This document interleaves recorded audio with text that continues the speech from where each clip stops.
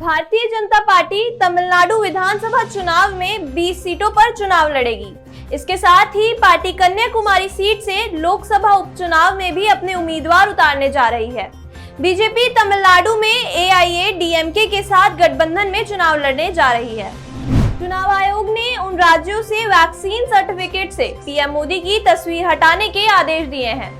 चुनाव आयोग के अनुसार जिन राज्यों में आचार संहिता लागू है वहां प्रधानमंत्री नरेंद्र मोदी की तस्वीर का इस्तेमाल नहीं किया जा सकता।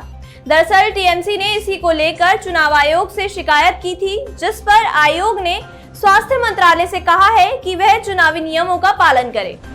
पंजाब विधानसभा ने केंद्रीय कृषि कानूनों को वापस लेने की मांग को लेकर शुक्रवार को एक प्रस्ताव पारित किया है। मुख्यमंत्री कैप्टन अमरिंदर सिंह ने केंद्र सरकार से किसानों के खिलाफ दर्ज मामलों और नोटिसों को वापस लेने की भी अपील की है, ताकि इस मुद्दे के समाधान के लिए सकारात्मक माहौल तैयार किया जा सके। शुक्रवार को बीजेपी के नेता और केंद्रीय मंत्री जितेंद्र सिंह ने कांग्रेस महासचिव के असम दौरे पर तंज किया। उन्होंने कहा कि प्रियंका गांधी का असम दौरा किसी फिल्मी शूट की तरह नजर आ रहा है, जहां ऑफ सीजन में वह चाय के बागानों में पत्तियां तोड़ती दिखाई दे रही हैं। पश्चिम बंगाल में विधानसभा चुनाव से पहले दक्षिण 24 परगना जिले से बम ब्लास्ट की खबर आई है। रामपुर गांव में बम ब्लास्ट में भारतीय जनता पार्टी के 6 कार्यकर्ता घायल हो गए हैं। भाजपा कार्यकर्ताओं ने इस बम हमले का आरोप TMC नेताओं पर लगाया है। आज कृषि कानूनों के विरोध में दिल्ली की सीमाओं पर जारी किसान आंदोलन को 100 दिन पूरे हो गए हैं।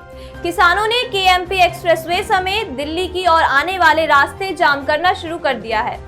संयुक्त किसान मोर्चा के मुताबिक सुबह 11 बजे से शाम 4 बजे तक ये नाकेबंदी रहेगी। इसके चलते शुक्रवार देर रात से ही सीमावर्ती इलाकों में सुरक्षा बढ़ा दी गई थी।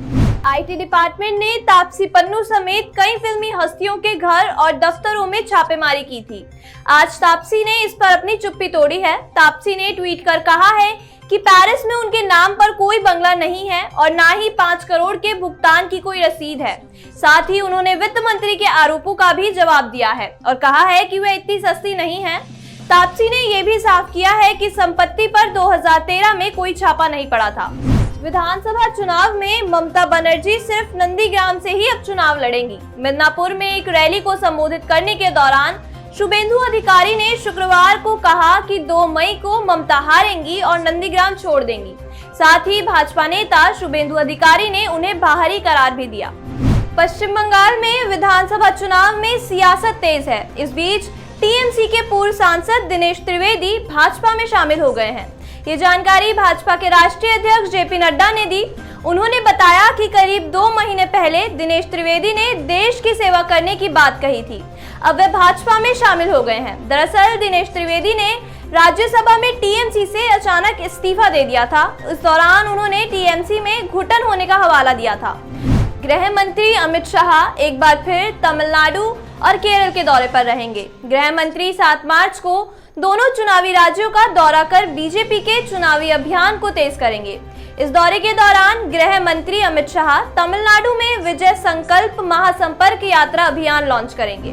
कोयला चोरी और तस्करी मामले में CBI ने आज विकास मिश्रा नाम के एक आरोपी के खिलाफ लुकआउट सर्कुलर जारी किया है, जिसके बाद आरोपी पर विदेश यात्रा करने की पाबंदी होगी।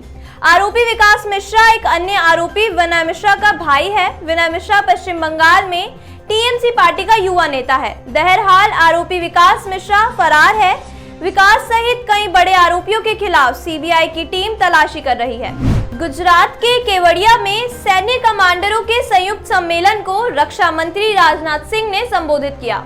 संबोधन में रक्षा मंत्री ने कहा कि सीमाओं पर भारत की प्रतिक्रियाओं ने अहम मुद्दों का शांतिपूर्ण ढंग से समाधान किया है। साथ ही रक्षा मंत्री ने यह भी कहा कि सरकार ने समान मानसिकता वाले देशों के साथ साझा सुरक्षा हितों के लिए रिश्तों को और मजबूत बनाया है। दिल्ली के मुख्यमंत्री अरविंद केजरीवाल ने आज ये ऐलान किया है कि अब दिल्ली का अपना अलग शिक्षा बोर्ड होगा। कैबिनेट ने इस फैसले को मंजूरी भी दे दी है। अब छात्र दिल्ली बोर्ड द्वारा प्रस्तावित सिलेबस की पढ़ाई कर सकेंगे। इस मौके पर मुख्यमंत्री ने कहा कि अन्य राज्यों के भी अपने शिक्षा बोर्ड हैं और दिल्ली बोर्ड की पढ़ाई 2021-22 सेशन से ही शुरू हो जाएगी। इस फैसले का असर पूरे देश की शिक्षा व्यवस्था पर होगा। रेलवे द्वारा डिजिटल इंडिया की तरफ कदम बढ़ाते हुए ट्रेन के अंदर डेबिट और क्रेडिट कार्ड से लेन देन की सुविधा शुरू की जाएगी। इस सुविधा के बाद बिना टिकट पकड़े गए यात्री कार्ड से जुर्माने का भुगतान कर पाएंगे और यात्रा जारी रखने के लिए आगे की टिकट भी ले सकेंगे। इससे यात्रियों और टीटीई को सहूलियत होगी, हालांकि नकदी का लेन देन पहले की तरह जारी रहेगा। उत्तर प्रदेश के विधायक मुख्तार अंसारी के करीबियों के ठिकाने पर भी लखनऊ विकास प्राधिकरण ने बुलडोजर चलाना शुरू कर दिया है।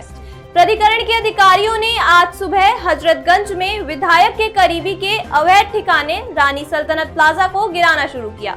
बता दें कि योगी आदित्यनाथ सरकार मुख्तार अंसारी को पंजाब की रोपड़ जेल से यूपी ट्रांसफर कराने के लिए सुप्रीम कोर्ट में भी लड़ाई लड़ रही है।